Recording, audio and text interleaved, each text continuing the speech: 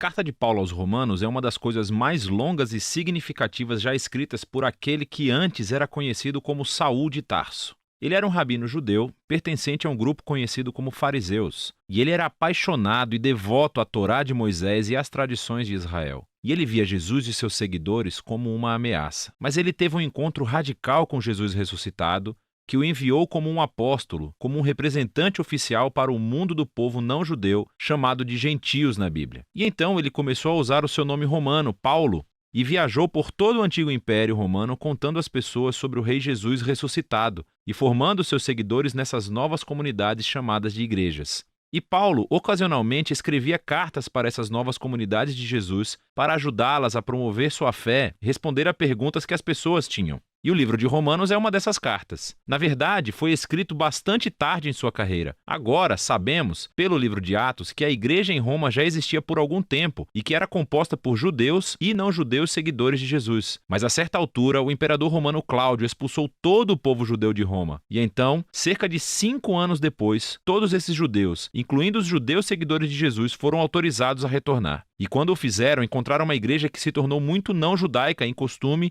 e prática. E isso criou muita tensão, de modo que, nos dias de Paulo, a igreja romana estava dividida. As pessoas discordavam sobre como deveriam seguir a Jesus. Elas estavam debatendo sobre se os cristãos não-judeus deveriam celebrar o sábado, comer kosher ou ser circuncidados. E assim, Paulo escreveu essa carta com alguns objetivos em mente. Ele queria que essa igreja dividida se unificasse e tinha um propósito prático para isso. Ele esperava que a igreja romana se tornasse uma base para que a sua missão fosse ainda mais para o oeste, até a Espanha. E assim, foram essas circunstâncias que motivaram Paulo a escrever sua mais completa explicação do Evangelho, a boa nova que ele estava anunciando sobre a vida, morte e ressurreição de Jesus. A carta foi criada para ter 4 movimentos principais, mas é unificada como uma longa e fluente exploração do Evangelho.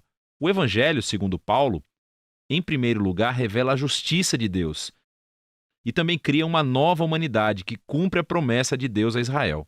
E é este evangelho que vai unificar a igreja.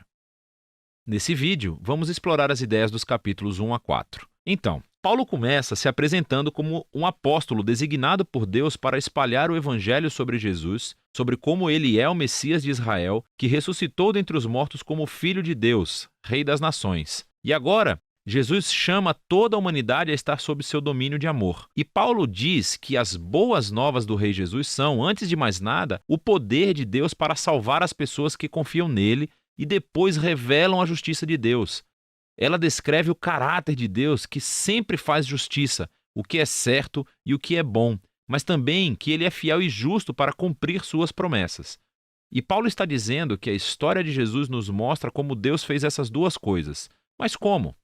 Bem, primeiro ele reconta de uma forma longa e criativa a história do Gênesis nos capítulos de 3 a 11. Ele mostra como todo o mundo gentil, todas as nações estão presas em um ciclo de pecado e egoísmo. O coração e a mente humana estão partidos, afirma Paulo. Nos afastamos de Deus para abraçar a idolatria, o que significa encontrar significância suprema em coisas criadas e dar maior fidelidade a essas coisas que não são Deus.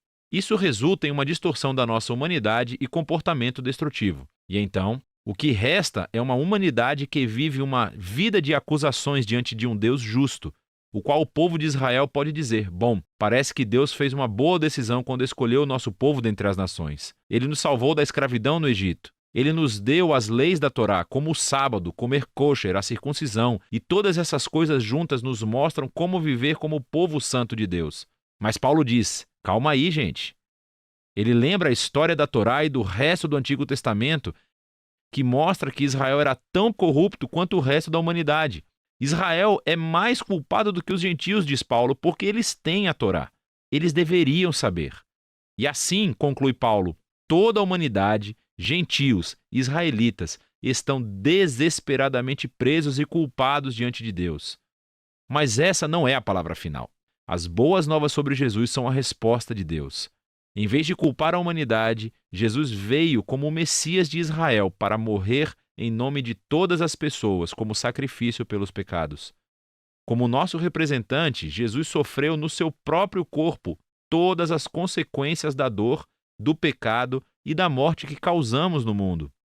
E ele superou tudo com a sua ressurreição dentre os mortos.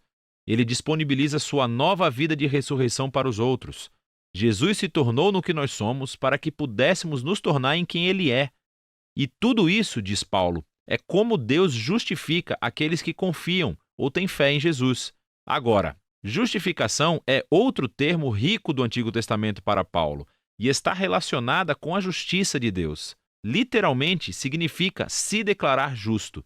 Por causa daquilo que Jesus fez em nosso lugar, recebemos um novo status diante de Deus. Em vez de nos considerar culpados, Deus declara que as pessoas estão em um relacionamento correto com Ele e estão perdoadas. A justificação resulta em uma nova família. A pessoa que confia em Jesus recebe um lugar entre o povo da aliança de Deus. A justificação também resulta em um novo futuro, que inicia uma jornada de transformação da vida pela graça de Deus.